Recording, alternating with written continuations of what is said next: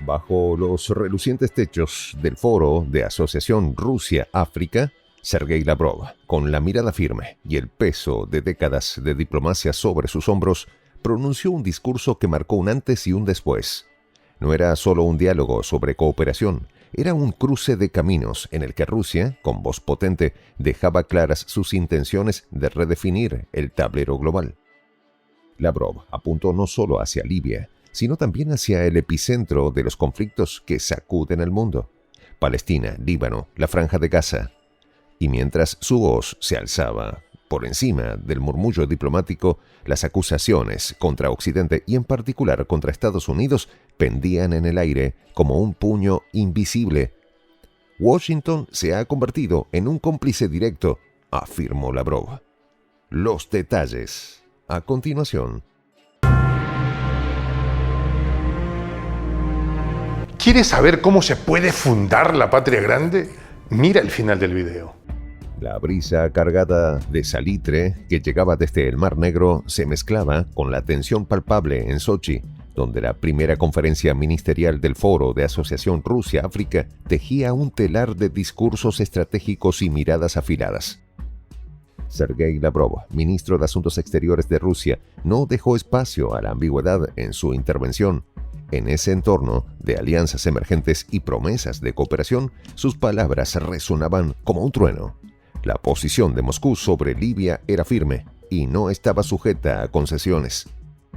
Desde la parte rusa se confirmó la posición de principio a favor de una solución integral de la crisis libia, sentenció, y su voz, tan cortante como el acero, dejó claro que las palabras eran más que un gesto diplomático, eran una declaración de intenciones. El escenario era complejo y la conversación densa. Taher Baur, jefe en funciones del Ministerio de Asuntos Exteriores del Gobierno de Unidad Nacional de Libia, se sentó frente a Lavrov, escuchando con la atención de quien sabe que el menor gesto podría interpretarse como una señal de flaqueza. La reunión no era solo un intercambio protocolario, era un choque entre realidades crudas y visiones de poder. Las consecuencias de 13 años de turbulencia en Libia, desde la caída de Muammar al-Gaddafi y el subsiguiente caos, pendían en el aire como una espada que aún no se había encontrado su destino. Lavrov, con su característico tono impasible, habló de unidad, integridad territorial y soberanía, conceptos que en la realidad de Libia se traducían en un mosaico de milicias, intereses extranjeros y calles marcadas por los ecos de explosiones pasadas. Moscú, que siempre había mantenido lazos históricos con Libia, entendía bien el peso de esas palabras y la importancia de tejer alianzas que trascendieran la retórica. El momento no podía ser más oportuno. El mundo, especialmente Oriente Medio y el norte de África, se encontraba en un estado de agitación que exigía respuestas rápidas y contundentes. Lavrov sabía que el terreno que pisaba era resbaladizo, pero su discurso proyectaba una confianza que desarmaba a los presentes. Vemos el sincero interés de los libios en tratar de superar las consecuencias de los acontecimientos de hace 13 años lo más rápido posible, resolver el problema de seguridad, mejorar la economía y la vida política, así agregó, mientras los asistentes tomaban nota, conscientes de que aquellas palabras reflejaban la línea política que Moscú defendería sin vacilaciones. El eco de la intervención de Lavrov resonaba más allá de las fronteras de Libia, alcanzando las arenas ardientes de Palestina, los campos de Líbano y los oscuros laberintos de la geopolítica global. En un movimiento que pocos veían venir, Lavrov conectó la situación en Libia con las tensiones crecientes en Gaza y el papel de Israel en el conflicto. En una comparecencia ante el Consejo de Seguridad de la ONU, el ministro ruso había sido claro y contundente. Al proporcionar cobertura a las acciones de Israel, suministrando armas y municiones, Washington, esto está claro para todos, se ha convertido en un cómplice directo en el conflicto, al igual que en el caso de la situación en Ucrania.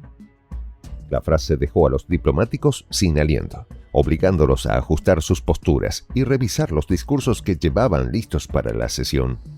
El peso de esa acusación no era menor. Lavrov no se limitaba a exponer una queja, describía un entramado de intereses y estrategias donde cada pieza jugaba un papel en el equilibrio de poder. Washington, según Lavrov, utilizaba la guerra como una moneda de cambio, un recurso electoral que servía para afianzar posiciones internas sin importar los costos humanos. El objetivo de Washington no es salvar vidas, sentenció. Era una acusación que pocos se atrevían a hacer en voz alta y que Lavrov, sin titubeos, lanzó con precisión. El mundo observaba cómo los puntos de fricción en el Mediterráneo y en Europa del Este se entrelazaban con una rapidez que hacía difícil seguir el pulso.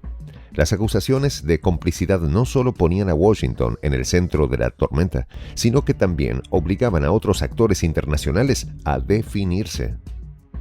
La respuesta de Occidente fue previsible. La ONU, por boca de su portavoz, Stephanie Dujarric, acusó a Rusia de bombardear el hospital infantil Ohmad-Dit en Kiev. La defensa rusa, sin embargo, fue inmediata y tajante, sosteniendo que los daños fueron resultado de las defensas antiaéreas ucranianas. Pero lo que siguió después marcó un punto de inflexión en la narrativa. Los ataques a hospitales en Gaza, en el marco de los enfrentamientos iniciados tras el 7 de octubre, se encontraron con un silencio ensordecedor de la ONU. Lavrov, impasible, desenmascaró ese doble estándar. La organización internacional no fue capaz de señalar quién asestó el golpe, apuntó, dejando en evidencia la parcialidad con la que se abordaban las tragedias humanas. La intervención del canciller ruso no solo abarcó críticas y acusaciones, fue también una llamada a la creación de un mundo nuevo. En su discurso en Sochi, ante representantes de diversas naciones africanas, Lavrov se explayó sobre las políticas de sanciones que Occidente había implementado a lo largo de la última década. Más de 21.000 sanciones impuestas no solo a Rusia, sino también a otros estados en desarrollo de Asia, África y América Latina, hablaban de una estrategia que ahogaba economías y rompía el tejido global en favor de una hegemonía que se tambaleaba. El lado negativo de la agresiva lucha contra los indeseables es que Occidente está cortando la rama sobre la que está sentado, afirmó Lavrov, con la mirada fija en la audiencia, cuyos rostros reflejaban el peso de sus palabras. Aquellos países que habían sido testigos de la vorágine de las políticas occidentales, Irak destruido, Siria sumida en el caos, Yemen herido de muerte, entendían bien el mensaje del canciller ruso. No era solo una historia de guerra y sanciones, era la narrativa de un mundo que veía cómo el poder se redistribuía de manera revolucionaria. Lavrov, sin pausa, habló de la multipolaridad que se abría paso. Hoy resulta difícil imaginar que a principios de la década de 1990 a muchos les parecía que había llegado el fin de la historia y que la unipolaridad, la Pax Americana global, había reinado para siempre, recordó, evocando un pasado reciente en el que la supremacía de Washington se daba por sentado. Pero la historia, como siempre, tenía otros planes, y la resistencia de nuevas potencias como Rusia y China transformaba el panorama en un mosaico cada vez más complejo y menos dependiente de un solo centro de poder. En Oriente Medio, las políticas de intervención que Occidente había impulsado durante décadas se habían traducido en una secuencia de catástrofes. Libia rota, Yemen al borde del colapso, Gaza en llamas. Y en cada uno de esos escenarios, la mano de Occidente era visible, aunque muchas veces encubierta por una retórica de defensa de la libertad y la democracia. Lavrov, en su papel de portavoz de un nuevo orden en ciernes, no esquivaba esas realidades. La obsesión de Occidente por controlarlo todo y a todos había sembrado un legado de desconfianza y ruptura, pero Rusia, insistía, no cerraba las puertas al diálogo. Había en el aire un entendimiento implícito de que la era del monopolio occidental se acercaba a su fin. Lavrov concluyó, dejando un último pensamiento.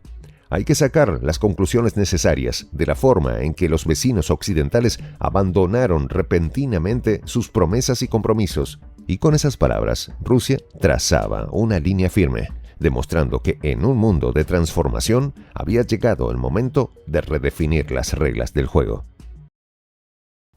En esta comunidad nos juntamos para, por ejemplo, conversar, interactuar, tener puntos de idea distintos, pero, por ejemplo, también tenemos un club de lectura donde leemos fragmentos de libros que consideramos que son importantes para crecer intelectualmente.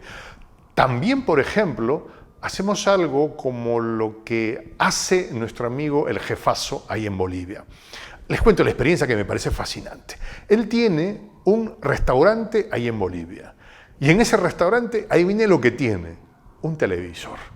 Y ustedes dirán, pero qué impresionante, ¿en qué contribuye que un restaurante tenga un televisor ahí en Bolivia? Una cosa muy importante, porque él, cada vez que abre su negocio, prende su televisor y pone los videos de Prensa Alternativa. Con eso, todos los días, poco a poco, con pasos muy concretos, él hace que toda la gente que vaya a su restaurante vaya insumiendo el concepto de la patria grande. Y así, pasito a pasito, estamos construyendo la patria grande. Son esos pasos pequeños pero concretos que hacen posible que el proceso de la construcción de la patria grande sea algo que ya comenzó. Un hecho dinámico que no tiene retorno en la historia. Y de verdad a nosotros nos gustaría que tú seas parte de esa propuesta. ¿Qué tienes que hacer? Muy simple. Dale clic en el botón unirse. De hecho, al hacerlo también contribuirás con una pequeña cantidad de dinero que permitirá que Prensa Alternativa produzca más y mejores videos. De verdad que te esperamos. La patria grande se va a construir cuando tú y yo y toda la gente de buena voluntad de América Latina y el Caribe comencemos a ser comunidad.